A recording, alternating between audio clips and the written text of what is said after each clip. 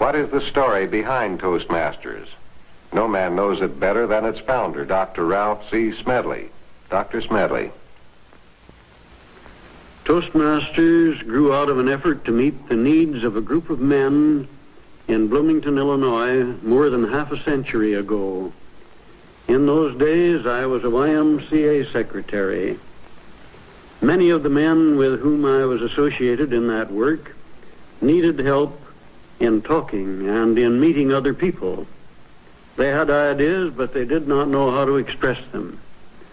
However, they did not want a formal class in public speaking, and when I suggested a club in which they could learn to talk by talking, they welcomed the idea. I believed in the sound pedagogical principles of learning by doing and improving through helpful suggestions or constructive criticism, as I preferred to call it. Businessmen, professional men, laboring men, men of a variety of occupations came into the club, and they were surprised by the results which they achieved through following our simple process of practice and criticism. We were strictly an educational group.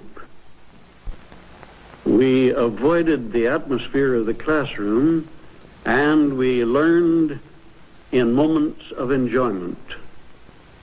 As men in other communities heard of our plan, they desired the same training for themselves.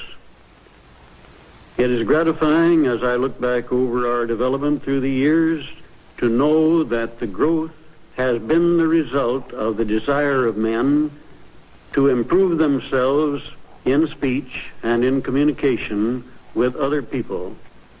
Yes, many thousands of men throughout the free world have profited by Toastmasters training and have been led into more productive living, more satisfactory living by this means.